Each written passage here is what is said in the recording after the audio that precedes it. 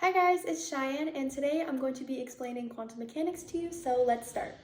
So what is quantum mechanics? Well, quantum mechanics studies matter and energy, but specifically at the subatomic level. Quantum experiments will study and observe particles and quantum phenomena, such as quantum entanglement and quantum superposition, which we will get into later in the video. Quantum mechanics is also all about probability. It describes how the universe is intrinsically probabilistic and some things are simply just unknown. So let's start by looking at the atom. At the center of the atom, we have a nucleus, and inside the nucleus are our protons and our neutrons. In the area around the nucleus, we have our electrons zipping around. Originally, it was thought that electrons were orbiting around the nucleus, just like how planets orbit around the sun. And that'd be pretty cool if the electrons at the smallest possible scale in the universe and planets at the largest possible scale acted the same. But they don't. Planets have orbits and electrons have orbitals. Planets have predictable orbits, meaning that their trajectories or their paths are known and definite.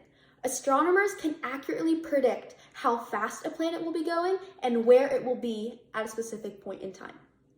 For electrons, it's different. Electrons have orbitals. They are found in orbitals around the nucleus. These are regions around the nucleus where there is a greater than 90% chance of finding an electron there. Notice the difference between an orbit and an orbital. An orbit means we know where that object is, but for an orbital, we only have a probability of where we might find it at a point in time. So now we know that things get quite weird at the subatomic level. So let's start to introduce some important vocabulary. First, we'll start with wave-particle duality.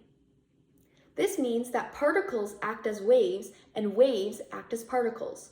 So quantum objects like an electron particle or quantum energies like light do not only have either particle or wave-like properties, but they have a mix of both. Particles are defined as being in a specific place at a specific time with 100% certainty. Waves, on the other hand, are described as being in multiple places at once with no real defined single position. So let's take a look at light, which we know is a wave, an electromagnetic wave. But did you know that light is actually made up of little tiny packets called quanta, or also known as photons?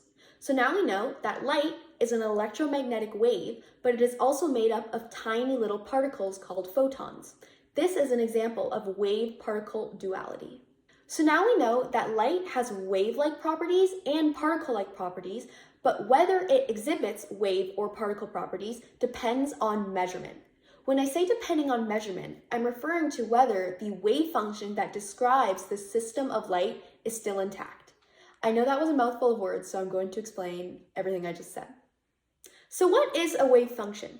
A wave function is a solution to the Schrödinger equation, and it expresses the probability or likelihood of a quantum system having certain properties over time. So this could be the probability of an electron being in a certain place or a certain state of spin over time. Now we know that quantum objects can have both particle-like properties and wave-like properties at the same time. And we also know that waves can be in multiple places at once. Well, so can quantum objects. This phenomena is known as superposition, and it is when a quantum system's wave function has not yet been collapsed, and until it does collapse, every single possible state that that quantum system could be in, it will be in until measurement. As I mentioned, the wave function is a probabilistic expression of the possible states, all of the possible states that a quantum system could be in. When we observe a quantum system and observe one single state, this wave function collapses into one single outcome, and that's why we only see the quantum system in one specific state or having one specific property. You don't look at an electron and see it in two different places at once. When you measure where an electron is, you find it in one specific spot. This is you treating it or observing it as its particle state. The interpretation that observing a quantum system causes it to go from being in every single possible state it could be in to one single observable state is called the Copenhagen interpretation of quantum mechanics, and it is accredited to Niels Bohr, Werner Heisenberg, and Max Born.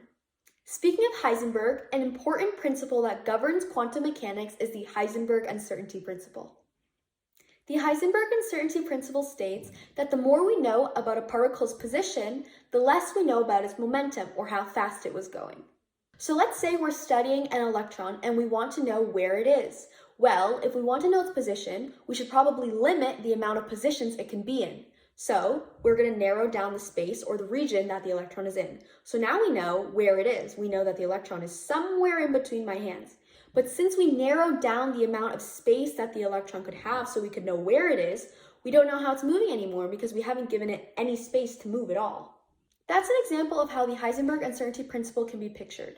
So if we're trying to study a quantum system and know more about one or the other property, wave-like property or particle-like property, we tip the scales in favor of one or the other. Quantum mechanics describes how probability isn't due to a lack of knowledge, but rather to the fact that probability is built into the universe. Things are simply just uncertain. Finally, I want to talk about a quantum phenomena that kind of has a daunting stigma around it, quantum entanglement. I feel like there's a stereotype about it that it is really difficult to understand and it's used in like quantum mechanics jokes to make it sound really complicated. But I feel like, yes, it is a little bit scary and to think about, but to understand it and the simple rules that govern how it's possible aren't that confusing. Quantum entanglement refers to when particles are linked or entangled in a way where they can instantaneously affect each other, such as influence each other's properties even light years away. Particles have a property called spin, and this property, also known as angular momentum, must always be conserved. So, if you have a particle with a spin 0 and it breaks down into two other particles, these two particles must have a spin that sums up to the original spin number. So we started with 0, so these two particles must have a spin of -0.5 and +0.5. Those two will add and they will make 0. And as we know, all quantum objects have a wave function describing them. So these two particles that were originally one particle have one single wave function describing them. Now what we also know is that quantum objects are never in a definite state. They are in all possible states until measurement. So in theory, if I were to never look at these two particles, they would be in both spin 1/2 up positive and spin 1/2 down negative. So let's say that we have Alice and Bob and they're both in possession of these two particles. And then we send Bob light years away to a different galaxy. We have Alice here, and let's say she opens her box and she measures her particle to be spin up. Automatically, we know that Bob's particle is spin down. And if Bob were to open his box, he would see his particle being spin down, even if he was light years away. The same thing would happen if Alice opened her box and she measured her particle to be spin down. Bob, on the other side of the universe, on the other galaxy, could open his box and his particle has an 100% chance of being spin up. There is no in between, and this is proven by Bell's theorem. So how can this be explained?